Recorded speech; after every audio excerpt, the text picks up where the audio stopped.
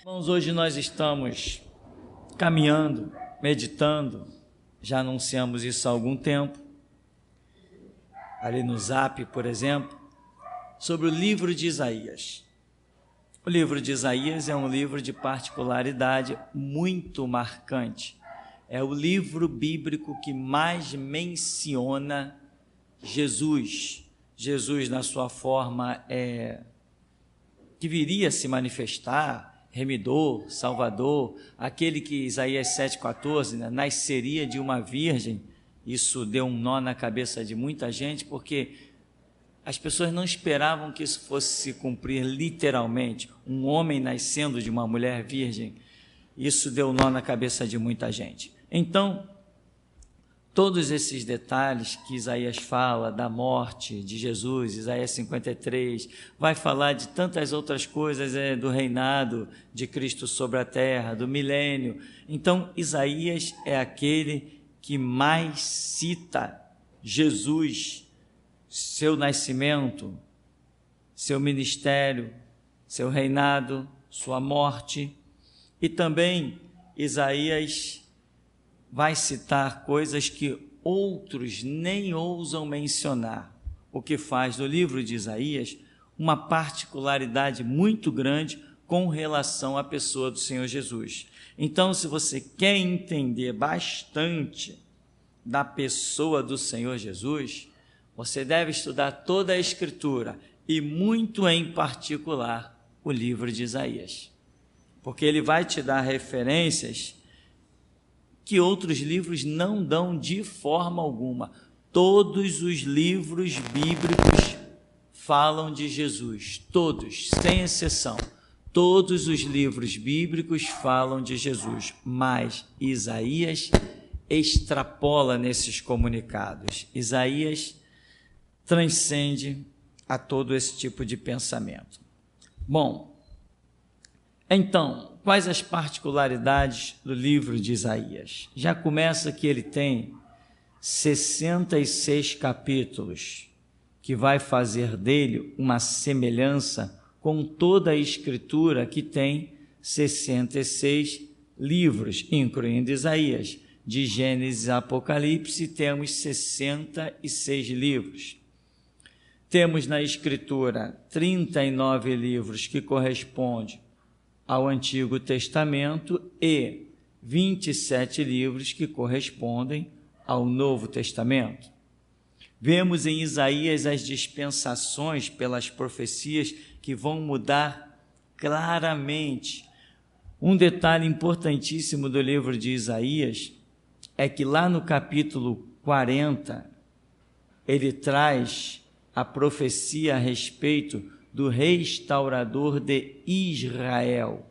Não é um restaurador de todo o globo terrestre, é um restaurador com exclusividade de Israel. E o capítulo 40 de Isaías vai corresponder, se nós dividíssemos, como ele é o resumo, considerando que Isaías é o resumo da Escritura, se nós dividirmos os 39 do Antigo Testamento e os 27 do Novo Testamento e fizermos a mesma coisa com o livro de Isaías, o capítulo 40, ele vai corresponder ao primeiro capítulo dos 27 livros restantes. E exatamente ali, nesse capítulo 40, é a profecia do surgimento de um restaurador. Então você vê que a divisão ela é exata, é uma coisa assim, matemática de Deus, coisa que homem nenhum jamais teria condições de fazer.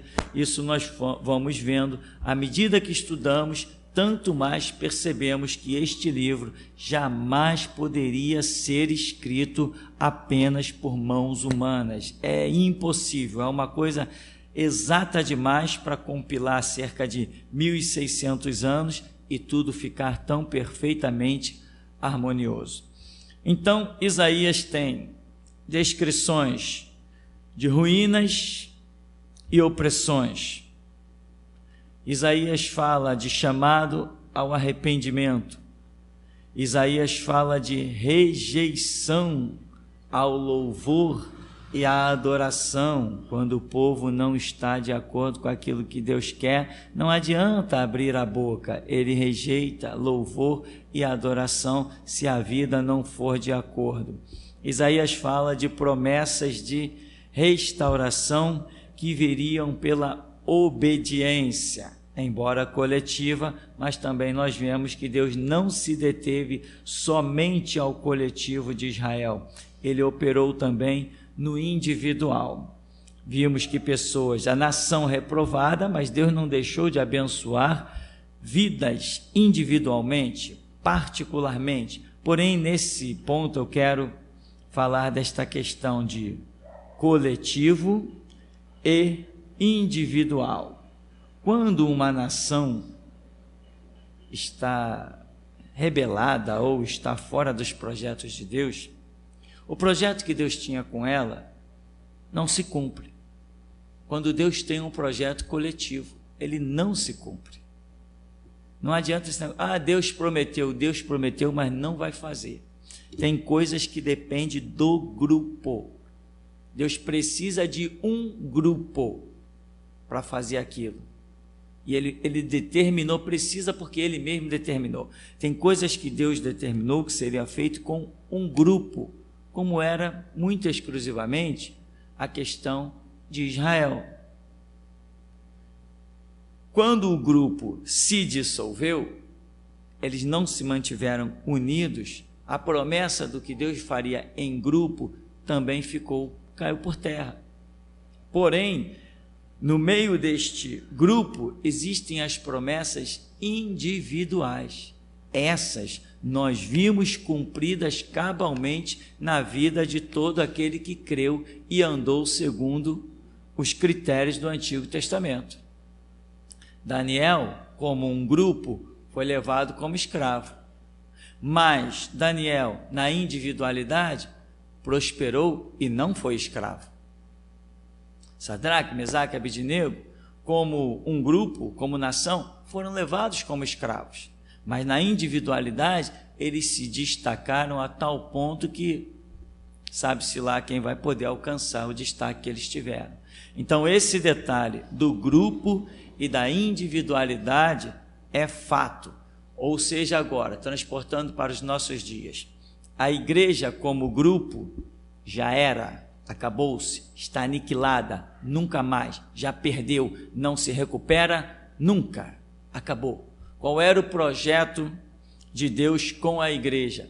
Era dar à igreja um domínio tamanho, tremendo. Está lá em Apocalipse que a mulher vestida de sol, tendo a lua debaixo dos seus pés. Este sol é a regência de Deus, é a glória de Deus.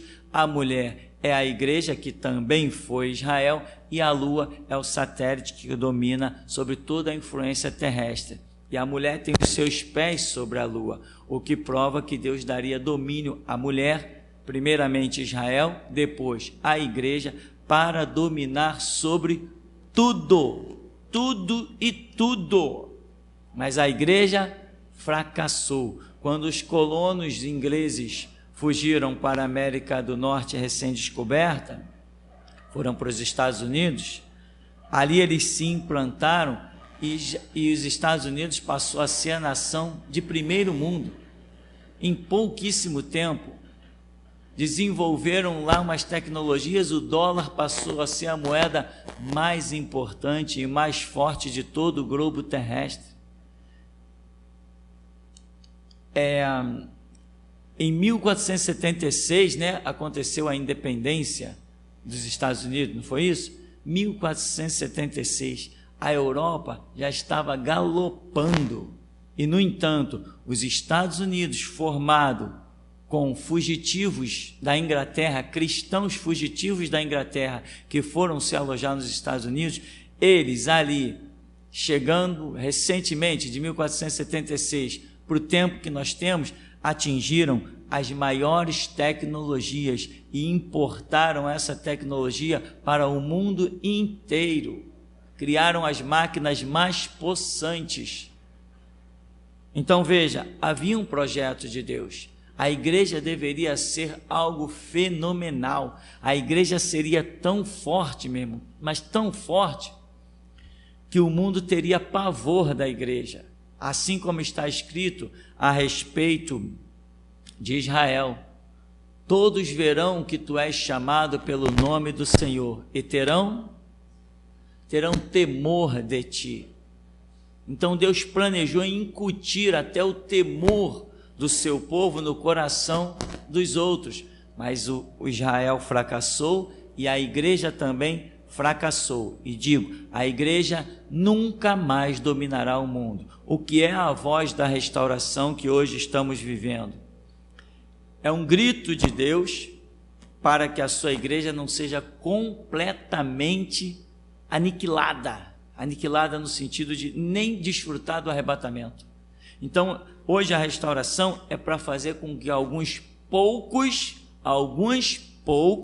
ainda façam parte do arrebatamento, mas já não há mais grito de domínio, já não há mais espírito de conquista, isso já era, acabou, pode esquecer isso. A igreja não dominará mais. Se a igreja fosse dominar, já estaria dominando, porque nós chegamos a, segundo um censo aí, chegamos a ser 40 milhões de evangélicos no Brasil. Não houve domínio.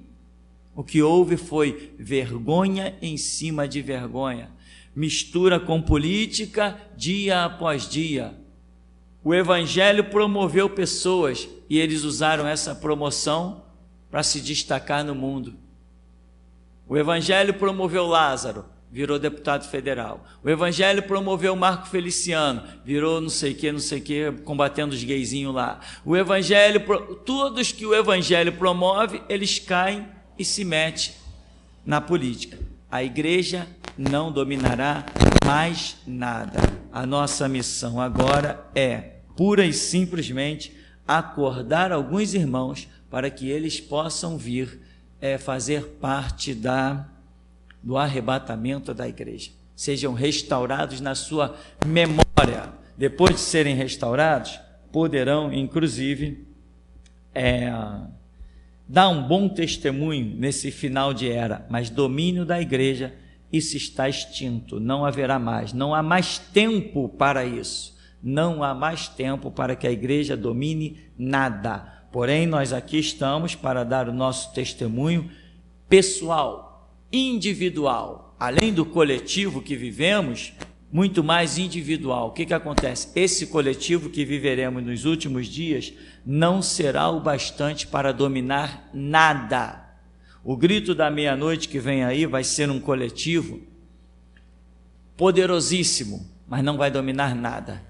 Vai ser um coletivo apenas para dar testemunho, denunciar, mas dominar, não. Se a igreja fosse dominar, ela dominaria, já teria dominado agora. Imagina agora as Assembleias de Deus criando grandes centros de beneficência para atender somente aos evangélicos. Criar centros e mais centros, organizações e mais organizações. Haveria um domínio realmente fora do comum, mas isso não existirá mais, isso está extinto. Essa promessa a igreja já perdeu. Outro detalhe é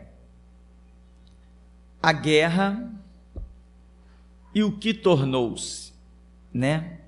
Isaías vem falando dessa guerra com relação não só a Israel, mas ele também mostra o cenário da igreja nas entrelinhas. Então, existiu uma guerra. Havia um projeto de Deus com uma guerra,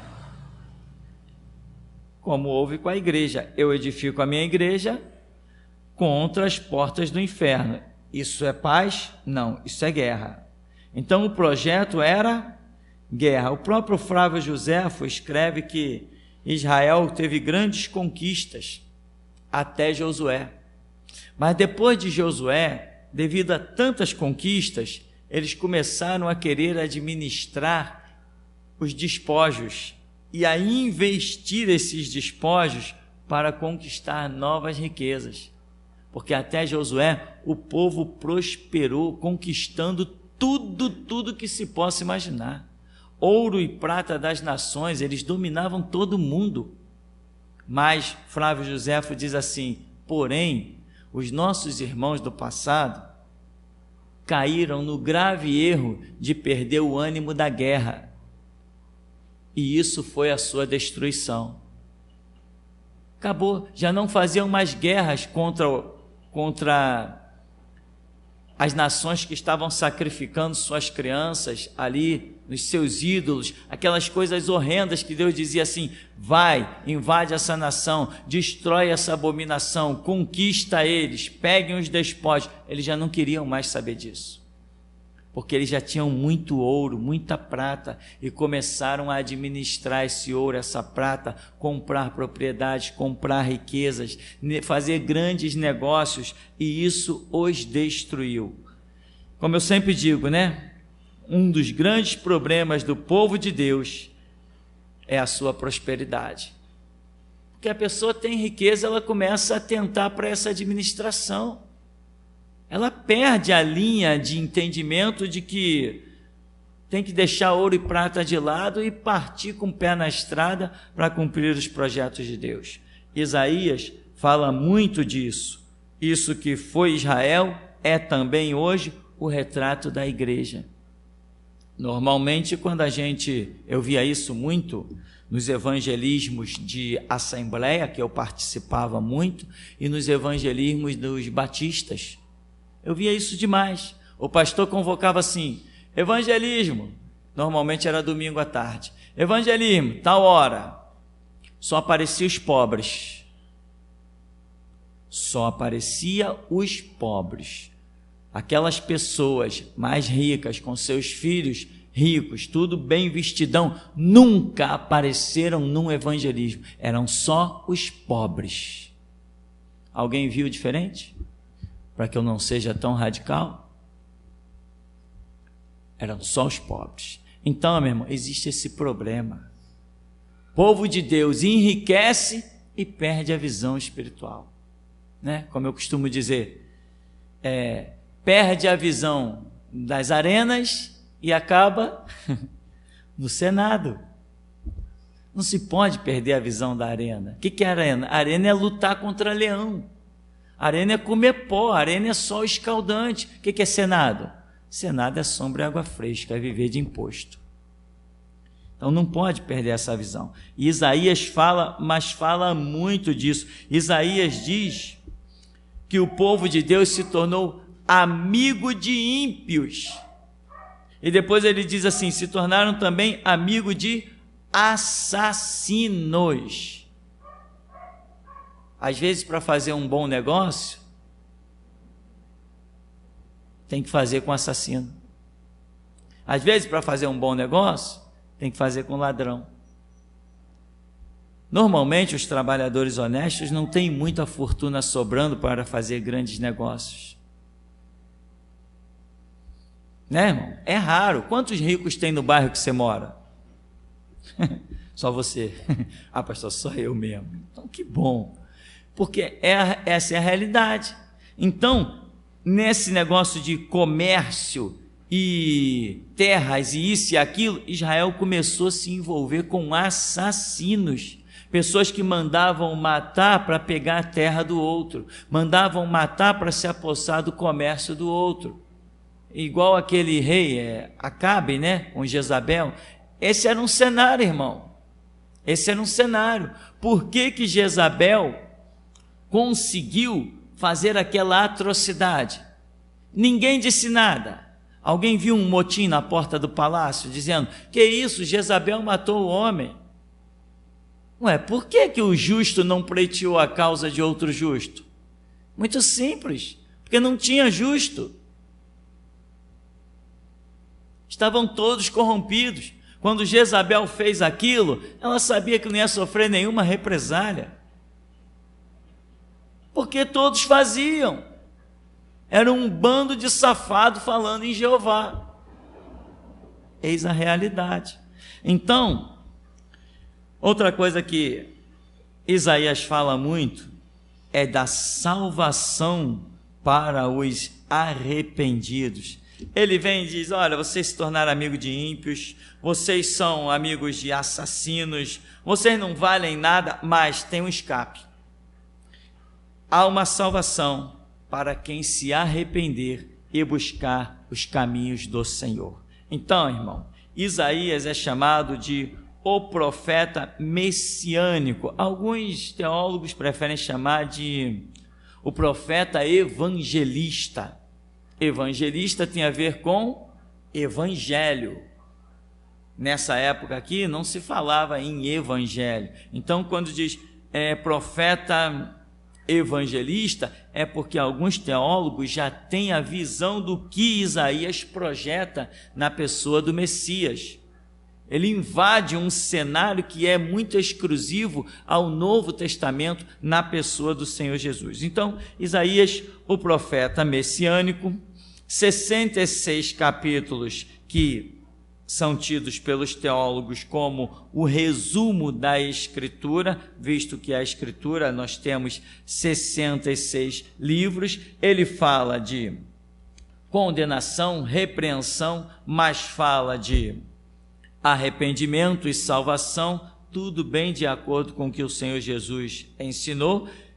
Deus amou o mundo de tal maneira, deu seu Filho unigênito, para que todo que nele crê não pereça, mas tenha a vida eterna. Ou seja, se crê não perece, tem a vida eterna, mas se não crê, vai perecer e não terá a vida eterna. Então, esse tipo de mensagem, Isaías é categórico. Sempre que ele vem e desce o chicote, logo a seguir ele vem como se passasse a mão na cabeça, tem um escape. Estão em juízo, estão perdidos, estão em desgraças, mas tem um escape. O escape é o arrependimento. Isaías irritou tanto ao povo que o rei Manassés, o cerrou no meio, mandou colocá-lo fechado dentro de um tronco de árvore e cerrou o camarada, porque não suportou mais ouvir notícia das coisas que ele estava anunciando. Ora, então significa que Isaías não foi muito amigo de rei, não aliviou para o lado do rei, porque se ele tivesse pregado boas coisas, falado belas profecias a respeito do rei, o rei não ia cerrá-lo no meio. Né? Já pensou o rei? Esse camarada só fala coisa boa de mim, manda matar ele. Não, não é assim que a história funciona. Ou seja, grandes homens de Deus nunca têm aliança com quem anda na impiedade. Isso é algo muito marcante. Bem, em princípio, irmão, não sei se você leu alguma coisa de Isaías, nós estamos só começando e já queria abrir uma oportunidade. Alguém queira fazer alguma pergunta, pode levantar a mão, fazer sua pergunta, senão nós vamos seguir mais um pouquinho adiante. Ninguém? Bom, vamos seguir então. O que Isaías fala? E fala demais, fala tagarelando, fala muito. Isaías fala da vinda das nações. Isaías fala algo que o profeta Malaquias também repete. Isaías diz, acho que Malaquias fala até mais detalhadamente, que ele explica uns detalhes assim, ele entra num jogo de palavras, Malaquias, que fica até muito claro. O que eles dizem? Israel vai ser cercado pelas nações, e todos virão para massacrar Israel, e a glória de Deus vai se manifestar, todas aquelas nações, todos os exércitos que marcharam contra Israel serão aniquilados. Então Isaías e Malaquias dizem que todos os que restarem, ou seja, vai ficar gente viva, todos os que restarem das nações terão que anualmente subir a Israel para prestar culto ao Senhor Jesus, que vai estar reinando. E quando se dará isso? Isto se dará agora, neste século 21. Isto se dará agora, neste século 21. Este é o século do retorno de Jesus Cristo. No máximo, até 2070, Jesus Cristo estará pisando sobre o Monte das Oliveiras. E eu espero a hora de poder apostar a minha vida nisso. Até 2070, Jesus pisa no Monte das Oliveiras. E aí ele já aniquilou as nações, aniquilou os exércitos das nações. E toda nação terá que ir lá prestar culto a ele anualmente. E diz a Bíblia, a nação que não subir para lhe prestar culto, ele vai cerrar os céus. Não vai haver chuva. Então, vai faltar água, vai faltar alimento, essa nação vai passar maus pedaços, caso não suba para a adoração em Jerusalém. Exatamente em Jerusalém, em território mesmo, vai ter que ir até lá. Não sei se vai ser de avião, não sei se vai ser peregrinação, navio, eu sei que vai ter que ir, né? Outra coisa que Isaías fala, irmão, que eu acho, para mim que tenho assim uma fome e sede de justiça meio incontrolável, uma coisa Isaías fala que me deixa muito alegre, ele fala que vai haver a humilhação dos que se acham importantes. Esse conceito de se achar importante, ele é muito abrangente. Vai de posição de certas pessoas e vai até de gente que não é nada a nível de posição, nem recurso financeiro, mas se acha alguma coisa. Porque o ser humano, para ser orgulhoso e vaidoso, ele não tem que ser rico, nem se vestir de púrpura. Tem gente que não tem nada. E você olha para a pessoa e diz, eu não entendo tanto orgulho. Camarada vende o almoço para comprar janta. Para que tanto orgulho? Não dá para entender, né? Às vezes parece até aquelas pessoas, uma comparação que vem na minha cabeça do dia a dia. Às vezes você está na rua, vem uma pessoa dessas, necessitada, morador de rua, você vê ela, que ela vai pedir uma ajuda a alguém, mas aquela pessoa não dá ajuda, ele sai xingando, sai falando, sai não sei, ué, naquela condição ainda sai xingando, sai falando alguém que não ajudou, ou seja, é cheio de orgulho e não tem nada. Então, o ser humano, para ser orgulhoso e vaidoso, não tem que ter posses, não. O orgulho e a vaidade independe de posses, tal qual a humildade. Tem gente que, aquele cara é humilde porque não tem nada. Não, humilde é quem tem tudo e é humilde. Como tendo tudo, como é que a Bíblia diz? Tendo tudo, se comportando como quem não tem nada, é isso? É mais ou menos isso. Então, isso é humildade. Você pode estar nadando em dinheiro, pode estar se vestindo de ouro e prata, mas você sabe parar para dar atenção a um morador de rua. Isso é um conceito, um dos conceitos de humildade, né? Quando o telefone toca, você chega, pega e atende. Não espera a secretária atender, né? Você vai, pega e atende. Oi, alô, quem é? Pessoa normal, pessoa simples, pessoa humilde. Isaías fala dessa humilhação dos que se acham importantes. Claro que aí a gente olha logo para as fardas, né? Para as fardas, para o judiciário, para os advogados. Nós olhamos para... Claro, toda regra tem a sua exceção, sem dúvida que toda regra tem a sua exceção, mas estamos falando de um contingente, um percentual que nos salta aos olhos. Então, haverá uma humilhação dos que se acham importantes, dos que se acham acima, né? O que vai acontecer na vinda de Jesus?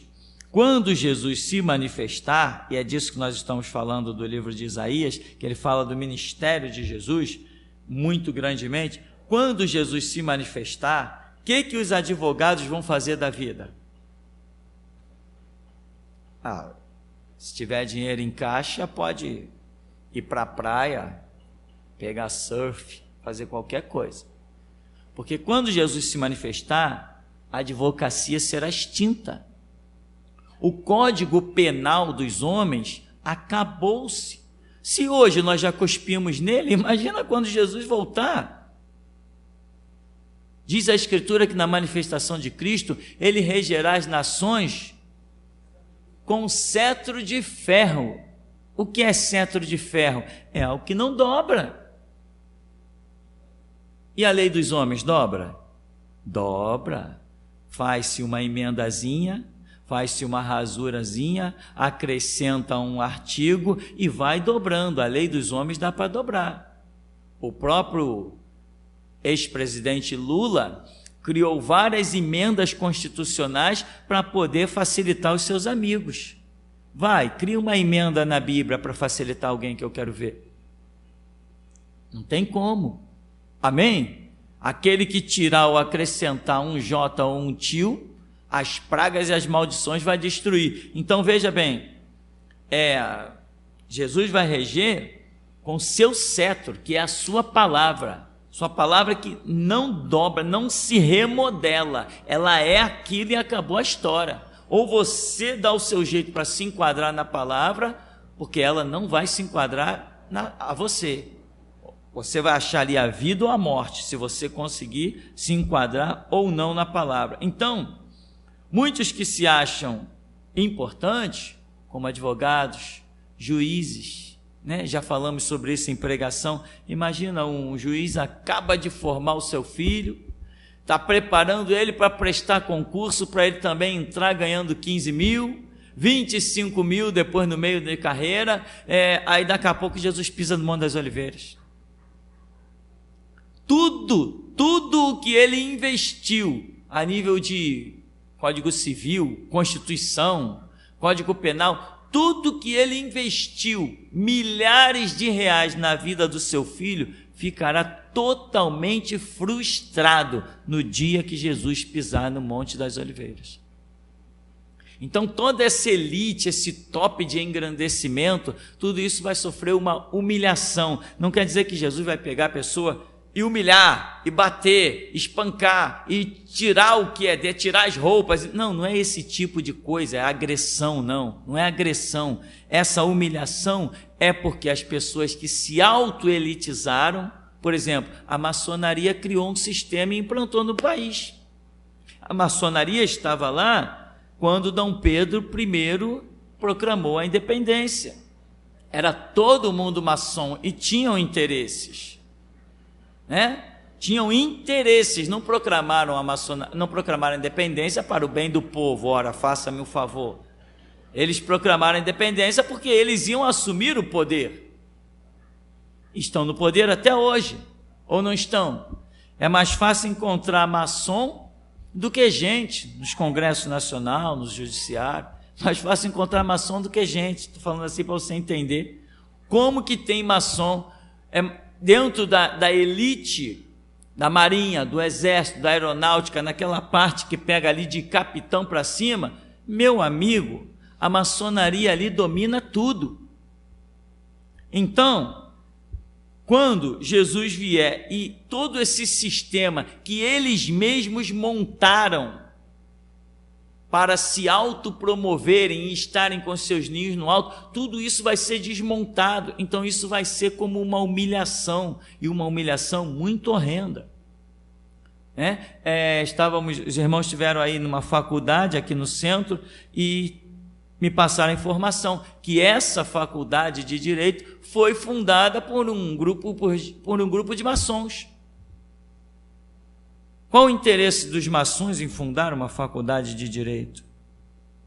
Para que a nação ande muito bem, corretinha. Não me diga.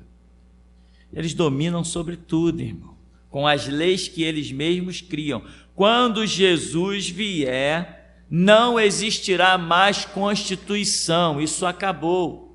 Quando Jesus vier, não existirá mais Código Penal escrito pelos homens. Quando Jesus vier, não interessam mais as faculdades que estão hoje lidando com essa questão de direitos, certas histórias, tudo isso acabou, irmão. E isso vai deixar o mundo em polvorosa. Nós atravessaremos um milênio de paz, porque as pessoas não poderão fazer guerra. Só por isso. Mas no final do milênio, o que vai acontecer? Satanás será solto. E ele vai reorganizar um grande exército. Por que ele vai conseguir reorganizar um grande exército? Porque tinha gente insatisfeita durante o milênio.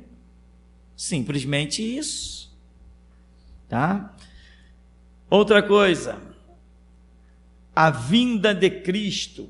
Quando Isaías fala da vinda de Cristo, ele também fala da fuga de multidões. Ou seja, Israel vai estar prestes a ser massacrado quando Jesus se manifestar. Ao mesmo tempo que Jesus, segundo a profecia, racha o monte para o ocidente e para o oriente, e o povo ali escapa de um massacre, ele também aniquila os exércitos do inimigo, aonde diz a Bíblia que o sangue vai chegar ao freio dos cavalos, o que nós entendemos que é uma coisa muito absurda, é gente demais morta, e a Bíblia diz que demorará 7 anos até que todos os mortos sejam enterrados. Já pensou o que é enterrar pessoas durante 7 anos? Ah, pastor, mas com a pá, né? Devagarzinho ali, enterrando, né? Fazendo buraco. Quem foi que falou de pá, meu irmão? Eu estou falando de grandes dragas, grandes máquinas que vão ser transportadas dentro de aviões imensos e vão baixar lá no território onde isso aconteceu. E essas máquinas imensas vão fazer buracos imensos, enterrar corpos em coletividade imensa. E durante 7 anos vai ser máquina fazendo buraco e corpos e mais corpos sendo enterrados. Durante 7 anos, vão morrer milhões nessa guerra. Há relatos de jornalistas que dizem que a Segunda Guerra Mundial foi a guerra mais terrível de todos os tempos. A Segunda Guerra Mundial, em 1945, 44, né? Quando não tinha tanta tecnologia, não existia os mísseis potentes, as armas que hoje atingem 5 quilômetros, uma bomba que destrói. Agora você imagina uma terceira guerra mundial que nós teremos. Uma concentração imensa de pessoas. Quando Jesus resplandece, ele aniquila todo mundo. Não vai ter um exército vencedor. Ah, foram 10 milhões para a guerra. Ah, então pelo menos 4 milhões vai sobreviver. Não, nessa guerra ninguém vai sobreviver. Essa guerra é um negócio muito sério. Ah, pastor, não tem ninguém lá lutando pelo bem. Não, não tem ninguém lutando pelo bem. Todos estão defendendo seus próprios interesses. Qual é o objetivo de toda essa massa? Aniquilar Israel. Eu farei com que todos marchem contra ti e saibam que eu te amo, é o que diz a Escritura. Bom, irmão, quando você invade ali o capítulo 3 de Isaías, você vê uma expressão falando desses fatos e diz que meninos, isso é bem legal, meninos governarão, juízes, sábios, entendidos, estudados, terão que ser governados por meninos. O que são meninos? Meninos, na simbologia, são os discípulos de Jesus, né? Ainda que nós possamos até imaginar crianças estudadas, sábias e cheias do Espírito, também fazendo a obra. Já tivemos alguns na história da humanidade, mas em princípio vamos ficar com esse relato. Meninos governarão, meninos reinarão, meninos instruirão aos idosos. E vai ser uma grande felicidade para esse povo da terra ter que ser orientado por discípulos de Jesus Cristo que eles sempre odiaram? Ou vai se curvar a isso, ou vai morrer, vai ficar sozinho, vai ficar abandonado, vai ficar à mercê de coisas bem desagradáveis. Então, Isaías fala aquilo que nós já sabemos: nós viremos para governar com Cristo durante 1000 anos, e nesses 1000 anos haverá um poder sobre as nossas vidas tamanho que as pessoas, mesmo nos odiando, vão ter que se curvar a nós. Isto é um fato tremendo. Então, não importa se vão estar armados, se vão estar com farda, não interessa que roupa vistam, não interessa que arma tenha. O poder de Deus sobre nós neutralizará toda e qualquer investida do mal.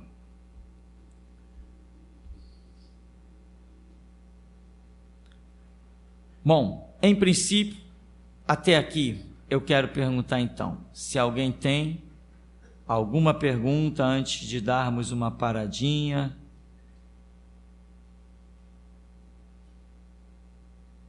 Alguém leu alguma coisa? Ficou desinibido?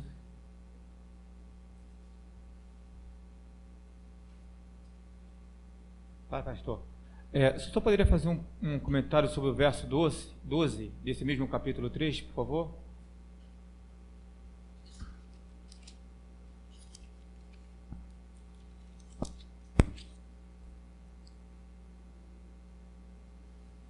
Os opressores do meu povo são adolescentes e as mulheres os governam como desejam.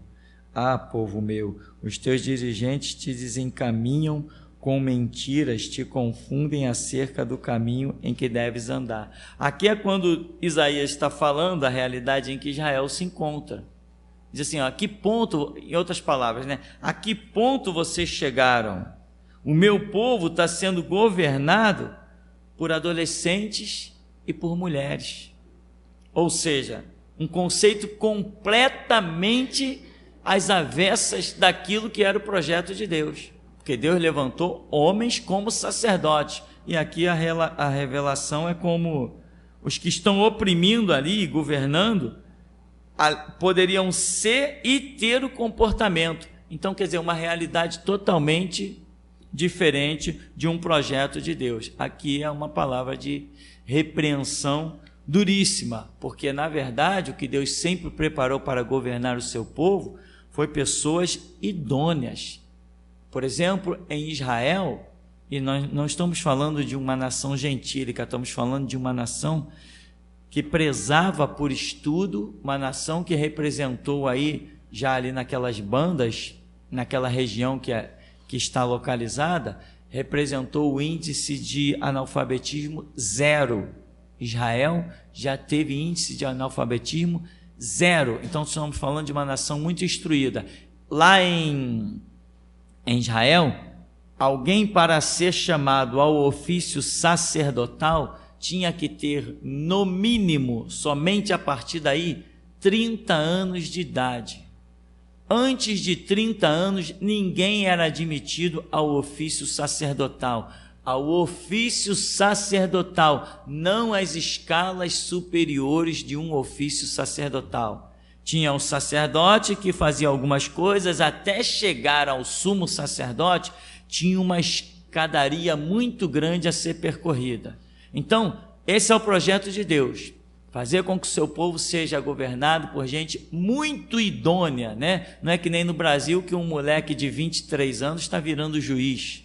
Aí o que eles fazem? Jogam o moleque lá para o interior para ele julgar roubo de galinha.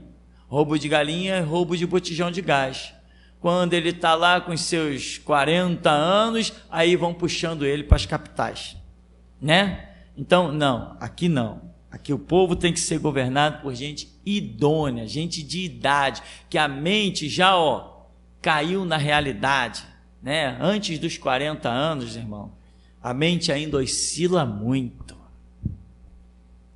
Uma pessoa de experiência mesmo, ela mostra essa experiência depois dos 40. Antes disso, ela ainda tem dúvida de muita coisa. Parece que depois dos 40 o cérebro sofre um estágio de mudança.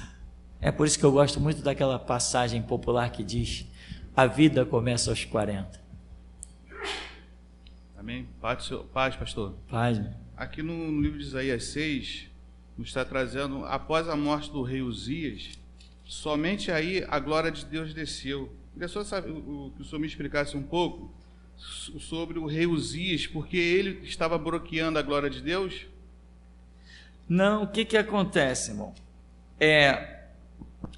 Há muitos comentários sobre essa passagem de Isaías capítulo 6, em que alguns dizem assim, esse tinha que ser o primeiro capítulo de Isaías, porque naquela época as coisas não eram escritas assim, página após página, tudo preso, bonitinho, não, era escrito em rolos, né? Aqueles rolos imensos, e só que não tinha número, não tinha capítulo. Esse negócio de capítulo é coisa das gráficas modernas. Não tinha versículo, é coisa das gráficas modernas, embora a gente veja que Deus agiu nisso, nesses últimos tempos, mas antigamente não era assim. Esses subtítulos que nós temos, como por exemplo aí, a visão e o chamamento de Isaías, isso não existia também. Isso tudo é consequência de uma gráfica moderna que elaborou essas coisas e nós achamos realmente muito bom, muito divino. Então acredita-se que esse, que é o 6º capítulo,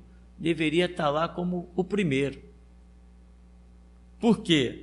Porque quando nós vemos aqui no capítulo 1, nós vemos que já começou o ministério de Isaías. Olha, capítulo 1, verso 2. Ouve, ó céus, presta atenção, ó terra, eis que assim diz Yahvé o Senhor, criei filhos e os fiz desenvolver, todavia eles revoltaram contra a minha pessoa. Já não começou o ministério de Isaías? Então o ministério dele não começa no capítulo 6. Se você for lendo até chegar ao capítulo 6, Isaías já está mandando ver, arrebentando, profetizando diante dos outros, provocando ira. Uns aceitando, outros odiando, já ameaçando de morte. Então, o ministério dele, na verdade, esse que é o chamado ministerial dele, que é descrito aqui no capítulo 6, não quer dizer que aconteceu depois do 1, 2, 3, 4 e 5, mas é o que muitas vezes se acredita, que devido às coisas terem sido compiladas bem depois, e eram rolos individuais, algumas pessoas acabaram colocando isso fora de ordem. Então essa é uma das explicações mais comentadas, né? Agora esse rei Uzias usa só como referência. Naquela época não se tinha, por exemplo, hoje nós dizemos assim, Rio de Janeiro, que dia é hoje? 7 de abril, né? De 2016. O que eu estou dizendo? Eu estou no estado do Rio de Janeiro, no dia 7 de abril de 2016, anos depois do nascimento de Cristo. Então, quando Cristo veio ao mundo, eu tive uma data fixada. Hoje a humanidade inteira usa o antes de Cristo e o depois de Cristo. Então hoje nós temos datas precisas. Naquela época, nos tempos antigos, não tinha data precisa. Então era assim, no ano em que reinava Uzias, no seu 30º mês, no 24º dia, era assim, as datas eram feitas assim. Por exemplo, Daniel escreve lá e diz assim, estando eu às margens do rio Quebar, entre os cativos da Babilônia, então ele se sintonizou, mas a data daquilo ali, a data só os historiadores hoje vão dizer, Daniel estava tantos anos antes de Cristo. Por exemplo, quando Isaías 7,14 diz assim, eis que a virgem conceberá a luz e dará à luz eis que a virgem conceberá e dará à luz um filho, que data foi isso? Ninguém sabe. Mas nós sabemos que foi numa data em que um determinado rei estava reinando. Só isso. Aí os historiadores foram lá e se aproximaram, exato não dá para ser, é impossível, se aproximaram àquele rei, reinou nessa época, então houve isso, aquilo outro. Então Isaías foi um profeta que profetizou cerca de 740 anos antes de Cristo. Cristo se tornou a data, o ponto fixo da data, e tudo hoje é antes de Cristo ou depois de Cristo, que nós nem mencionamos, mas dizemos assim, tanto de abril de 2016. Então, esses reis eram usados assim, como referência.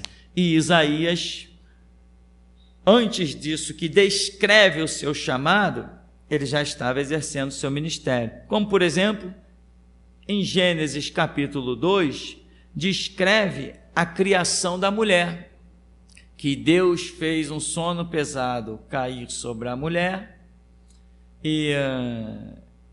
sobre o homem, e tirou uma costela e tal. Deus descreve a criação da mulher no capítulo 2, mas Deus já está falando de mulher no capítulo 1. Como que Deus está falando de mulher no capítulo 1 e só foi criá-la no capítulo 2? Não, porque Deus vem no detalhe, ele vem descrever o detalhe de como ele fez a mulher, não porque ele fez a partir dali, ele apenas está descrevendo como ele fez, algo que já estava no passado.